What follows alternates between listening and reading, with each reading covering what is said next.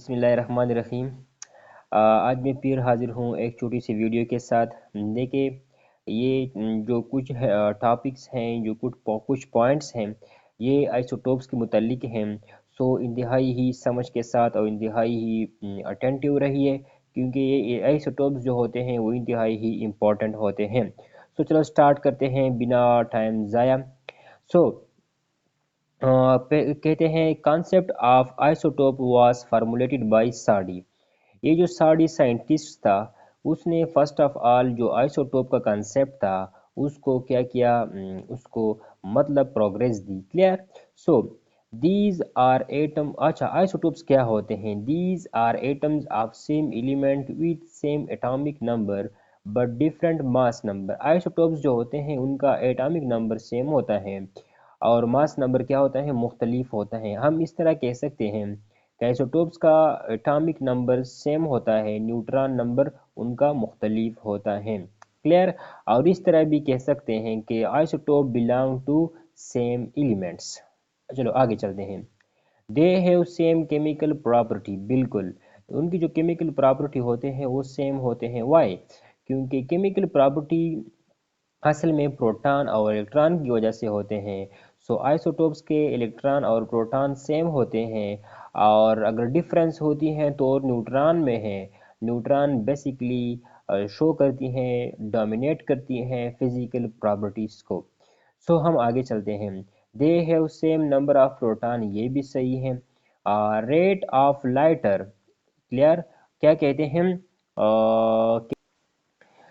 अच्छा, rate of lighter isotopes वो greater होती हैं रेट ऑफ हेवी आइसोटोप्स। यहाँ पर थोड़ी सी वो आती है। देखें, रिएक्शन तो बहुत बहुत जो लाइटर होते हैं एक आइसोटोप्स के, मतलब एक ही एलिमेंट के जो आइसोटोप्स होते हैं, हेवी हो या हल्के हो, मतलब केमिकल प्रॉपर्टी तो उनकी एक ही सी होगी। लेकिन यहाँ पर वो रेट की बात करते हैं। रेट का मतलब यह ये होता है कि speed of reaction. Clear. Speed of reaction किसकी ज़्यादा होती है?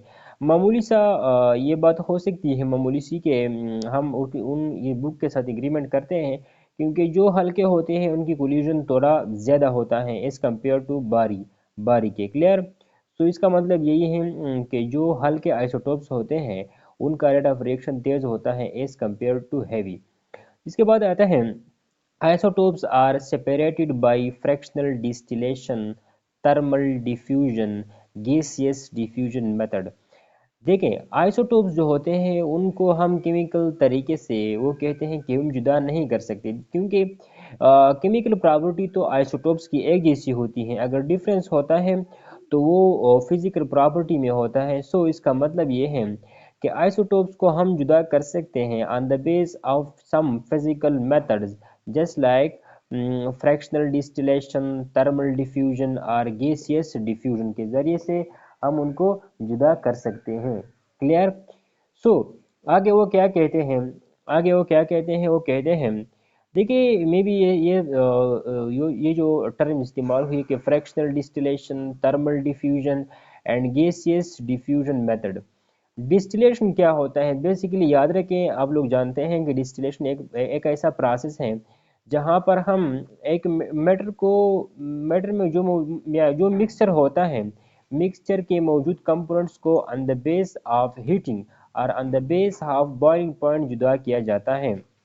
देखें, यू नो, देखिए बेसिकली मैं वो करते जाऊँ, एक्सप्लेन करता जाऊँ कि बेसिकली डिस्टिलेशन में क्या इस्तेमाल होता है, हीट इस्तेमाल होता है, और हीट की बुनियाद पर मिक्सचर को उनके कंपोनेंट्स में तकसीम किया जाता है। लेकिन याद रखें कि डिस्टिलेशन दो किस्म का होता है। एक होता है डिस्ट्रक्टिव डिस्टिलेशन और एक होता है फ्रैक्शनल डिस्टिलेशन। जो जो फ्रैक्शनल जो destructive distillation, DESTRUC, destructive distillation जो होता है, वहाँ पर जो मिक्सचर होता है वो सॉलिड फॉर्म में होता है। किस फॉर्म में होता है? सॉलिड फॉर्म में होता है, और हम उसको in the absence of oxygen heat up करते हैं। देखिए, जिस तरह हम कोयले को हीट अप करते हैं और इससे हम कोल तार, कोयल गैस, कोक, अमोनिकल लिक्वर, इस तरह के कंपाउंड्स में क्या करते हैं, सेपरेट करते हैं। सो ये कौन सा प्रोसेस था? कोयले से इतनी चीज़ें बनाना, ये डिस्ट्रक्टिव डिस्टिलेशन था। लेकिन फ्रैक्शनल डिस्टिलेशन क्या होता है कि लिक्विड से लिक्विड जुदा करना। जिस तरह पेट्रोलियम होता है, पेट्रोलियम इसमें मुख्तलिफ किस्म के देखिए डीजल होती हैं, पेट्रोल होती हैं, गैसोलीन, देखिए मुख्तलिफ किस्म के टाइप्स के मिक्सर होते हैं। सो हम on the base of heating और on the base of boiling point उनको एक दूसरे से जुदा कर देते हैं। आगे वो कहते हैं isotope can be detected by Thomas parabola. Clear, ये तो हायर लेवल की है। आगे बढ़ते हैं, ये एग्जांपल कुछ दी गई है। क्लियर, ये भी इंतहाई ही क्या है, इम्पोर्टेंट है। अच्छा, आगे वो क्या कहते हैं, heaviest isotope are radioactive in nature. जो हेवीएस्ट आइसोटोप होता है, देखिए प्रोटियम, ड्यूट्रियम एंड ट्रिटियम में जो ट्रिटियम है वो रेडियो एक्टिव है। कार्बन 12, 13 एंड 14 में 14 वाला रेडियो एक्टिव है। ऑक्सीजन 16 और 18 में 18 वाला जो होता है वो रेडियो एक्टिव है। और ये भी आप लोगों को बताता चलूँ कि जो आपका जो पीरियोडिक टेबल है उसमें जितने भी एलिमेंट्स लिखे गए हैं और इसका उसके साथ जिसका एटॉमिक नंबर यानी मास नंबर लिखा गया है, उस इस बुनियाद पर लिखा गया है कि सपोज एक एलिमेंट है, उनके जितनी भी आइसोटोप्स हैं, तो उनमें जो आइसोटोप सबसे ज़्यादा अबंडेंट हो, इनस्टेबल हो यूनिवर्स में, उसको लिखा जाता है। जिस तरह कार्बन के कितने आइसोटोप्स हैं, 3। सो कार्बन 12 इसलिए लिखा गया है क्योंकि इसका नेचर में इंतहाई ही ज़्यादा अबंडेंस है और स्टेबल भी है। मैं आप लोगों को पहले ही बता चुका हूँ कि अक्सर वो न्यूक्लियस स्टेबल होते हैं जहाँ पर प्रोटॉन और जहाँ पर एटॉमिक नंबर और मास नंबर अक्सर इवन नंबर हो। क्लियर, तो ये भी एक ट्रिक्स है। अच्छा, सो ये इंतहाई ही इम्पोर्टेंट थी कि आइसोटोप्स क्या होते हैं। अब हम आगे जाते हैं आइसोबार की तरफ कि आइसोबार क्या होते हैं।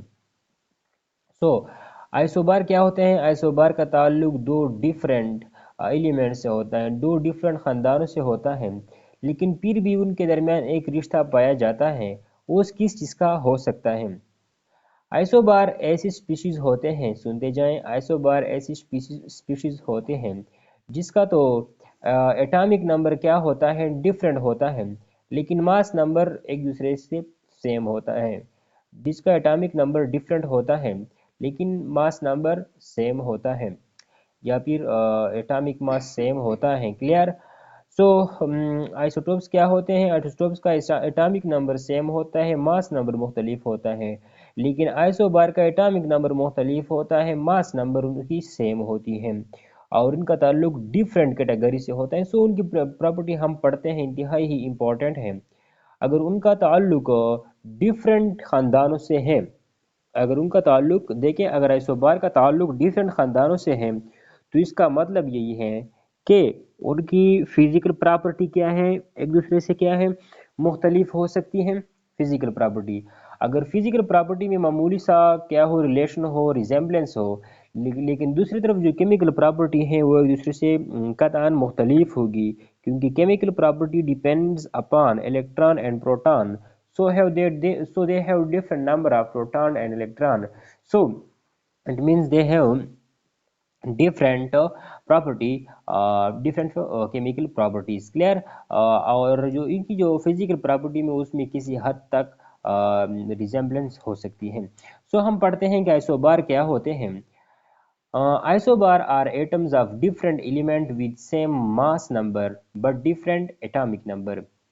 They have different number of proton and neutron, but the sum of their proton and neutron is same.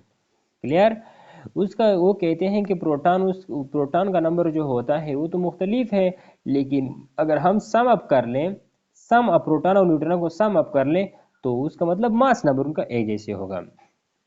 They have different chemical property but physical property related to the mass are same. For example वो कहते हैं अगर जो physical property की बुनियाद अगर हम मास की बुनियाद पर कर लें और फिर फिजिकल प्रॉपर्टी जो हद है उसको हम सिर्फ मास तक महदूद कर लें तो बिल्कुल उनकी फिजिकल प्रॉपर्टी एक जैसी हो सकती है। देखिए आर्गान है, इसके बाद पोटाशियम है, कैल्शियम है, सारे के सारों का मास नंबर क्या है, एटॉमिक मास 40 है और एटॉमिक नंबर मुख्तलिफ हैं। क्लियर। अच्छा, इसके बाद आइसोटोन्स, ये भी इंतहाई ही इंपॉर्टेंट है कि आइसोटोन्स क्या होते हैं, पूछी जाती हैं अक्सर एग्जामिनेशन में। तो आइसोटोन्स क्या होते हैं? Isotones are species having different atomic number. उनका एटॉमिक नंबर क्या होता है? डिफरेंट होता है। एंड मास नंबर उसका क्या होता है? डिफरेंट होता है। But same number of neutron, लेकिन इनके जो न्यूट्रॉन होते हैं वो सेम होते हैं। क्लियर। आइसोबार सीख चुके होंगे कि आइसोबार में एटॉमिक नंबर सेम होता है, लेकिन मास नंबर जो होता है वो मुख्तलिफ होता है। इसका मतलब यही है कि न्यूट्रॉन नंबर भी मुख्तलिफ होता है। क्लियर। क्लियर है। आइसोबार में क्या होता था? आइसोबार में एटॉमिक नंबर मुख्तलिफ होता था और मास नंबर एक जैसा होता था। मास नंबर एक जैसे हो और एटॉमिक नंबर मुख्तलिफ हो, इसका तो यही मतलब है कि न्यूट्रॉन नंबर भी मुख्तलिफ है। क्लियर। अब हम पढ़ते हैं आइसोटोन्स। आइसोटोन्स में क्या होता है?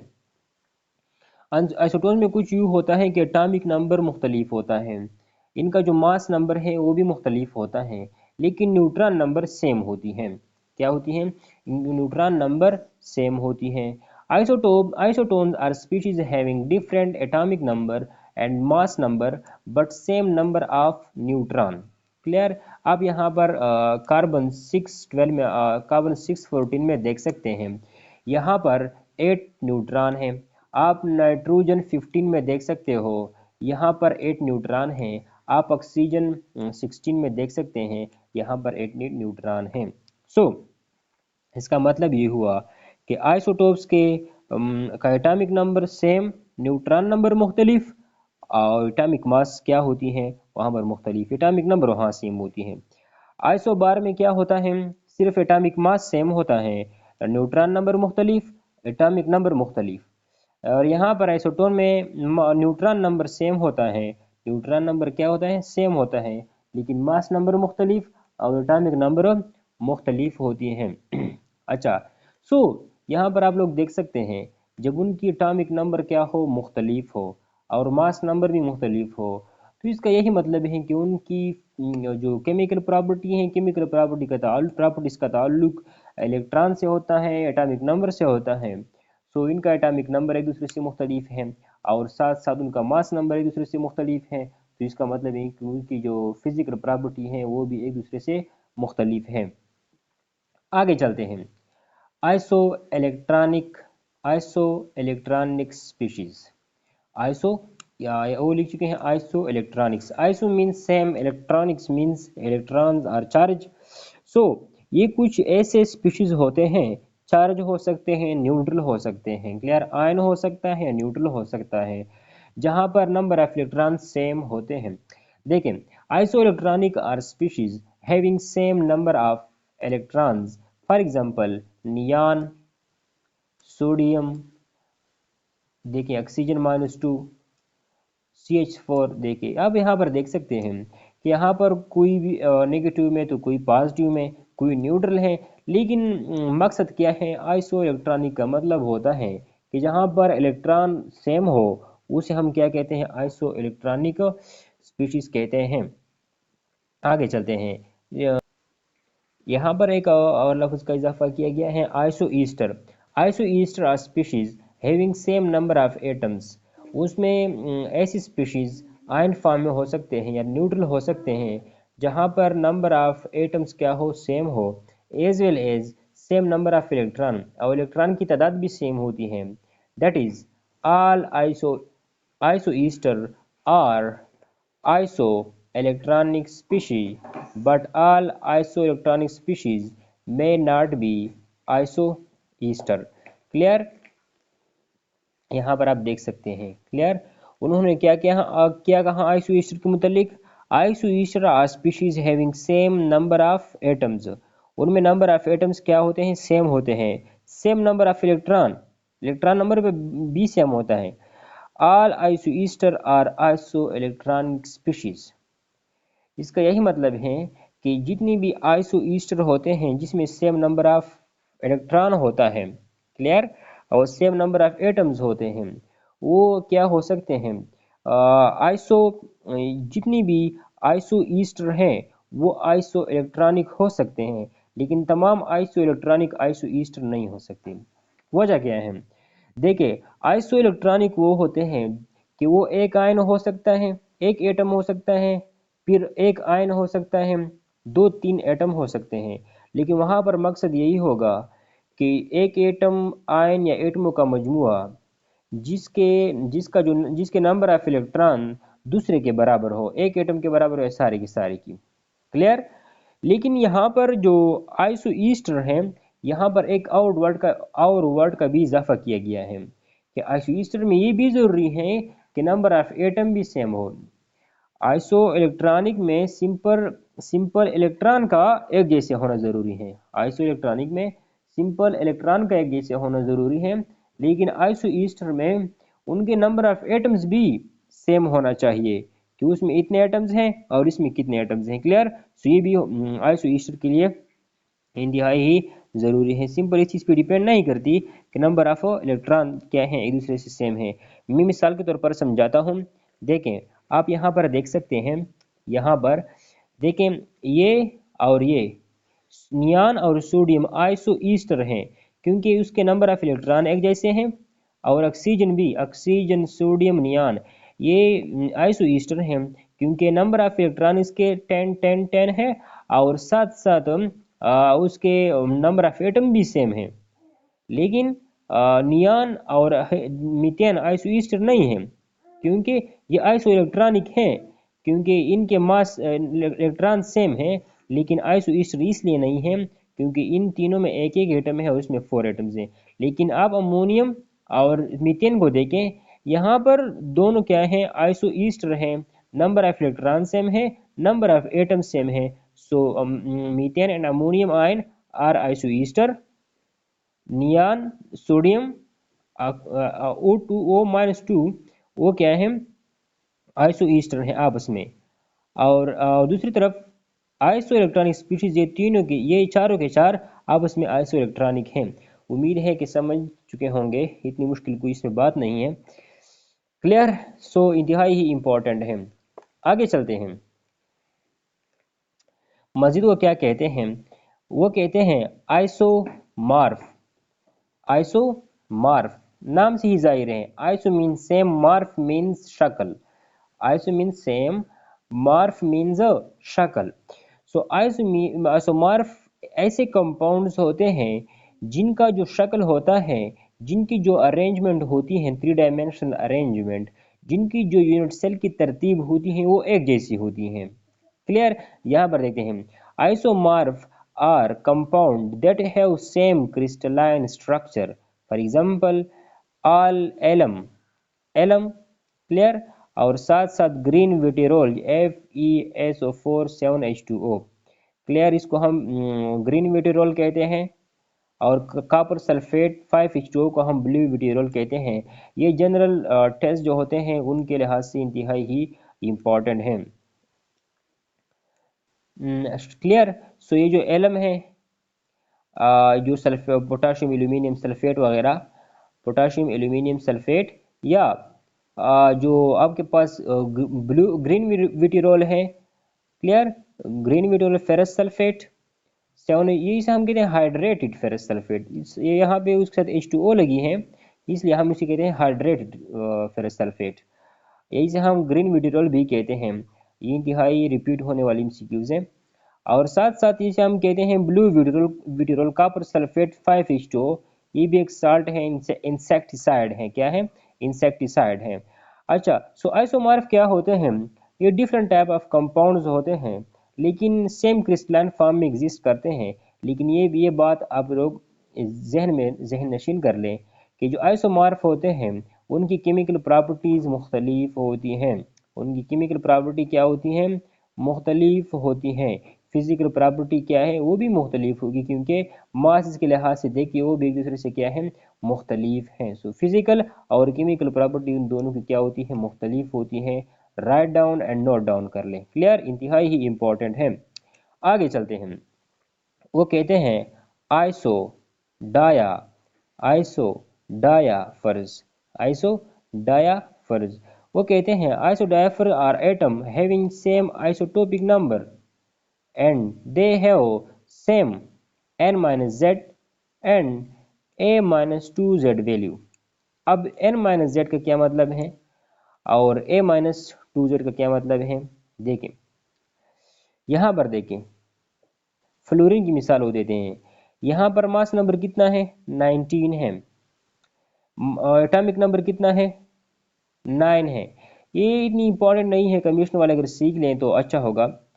और यहाँ पर जो न्यूट्रॉन है, न्यूट्रॉन कितने हैं 19 minus is equal to 10 neutron है। और न्यूट्रॉन माइनस न्यूट्रॉन, देखिए न्यूट्रॉन 10 है माइनस एटॉमिक नंबर कितना आएगा 1। क्लियर।